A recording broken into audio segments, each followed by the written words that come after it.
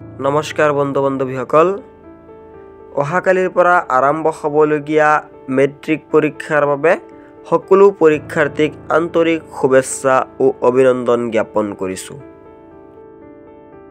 কাইলৈ তুমি প্ৰথমে তোমাৰ ঘৰৰ সকলো সদস্যৰ পৰা দোৱা ও আশীৰ্বাদ লৈ, জ্যেষ্ঠজনৰ পৰা দোৱা ও আশীৰ্বাদ লৈ পৰীক্ষাৰ বাবে ওলাই যোৱা। পৰীক্ষা হলত বহি প্ৰথমে তুমি যি প্ৰশ্ন উত্তৰবোৰৰ পৰা শিকি গৈছা সেই গোটেইখিনি মনত পেলাবলৈ চেষ্টা কৰা। যেতিয়া তোমাক পৰীক্ষাৰ বহি দিব, এনসাৰ শিট দিব, তেতিয়া তুমি ভাবি চিন্তি তুমি শিকা প্ৰশ্ন উত্তৰসমূহ লিখিবলৈ যত্ন কৰিবা। কাইলৈ যেহেতু তোমালোকৰ জীৱনৰ এটি গুৰুত্বপূৰ্ণ পৰীক্ষাত বহিবলৈ ওলাইছা, মনত হয়তো তোমালোকৰ ভয় ভাৱটো বহুত আছে।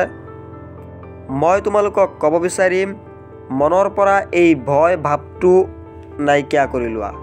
ভয় থাকিলে পৰীক্ষা বেয়া হোৱাৰ সম্ভাৱনা থাকে। তুমি জনা প্ৰশ্ন উত্তৰ এটাও তোমাৰ তেতিয়া মনত নাহে ভয়ৰ কাৰণে। তোমালোকক হয়তো স্কুলৰ পৰাই হওক বা জ্যেষ্ঠজনে হওক বিভিন্ন ধৰণে গাইড কৰিছে যে এনেকৈ লিখিব লাগে। তো কেনেকৈ লিখিব লাগে সেইখিনি তোমালোকে ইতিমধ্যে শিকি চাই চাগে। কাইলৈ যিহেতু পৰীক্ষা,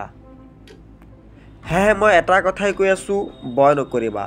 ভয় কৰিলে পৰীক্ষা বেয়া হোৱাৰ সম্ভাৱনা থাকে।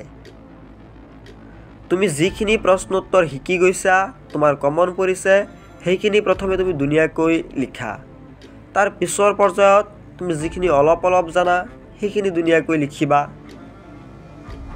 প্ৰশ্ন উত্তৰসমূহ লিখি শেষ হোৱাৰ পিছত আকৌ এবাৰ বহীখন ভালদৰে চেক কৰি চোৱা, ক'ৰবাত স্পেলিং মিষ্টেক হৈছে নেকি। যদি তোমাৰ ক'ৰবাত স্পেলিং মিষ্টেক হৈছে তেনেহ'লে সেইখিনি ঠিক কৰিবলৈ চেষ্টা কৰিবা। ভিডিঅ'টো মই তোমালোকক শুভেচ্ছা দিয়াৰ উদ্দেশ্যৰে বনাইছোঁ, বৰ বেছি এডিটিং কৰা নাই। ভিডিঅ' কোৱালিটি আৰু চাউণ্ড অলপ বেয়া হ'ব পাৰে, এডজাষ্ট কৰি ল'বা। মই তোমালোকক একেবাৰে শেষত এইটোৱে ক'ম, ভয় নকৰিবা। Best of luck.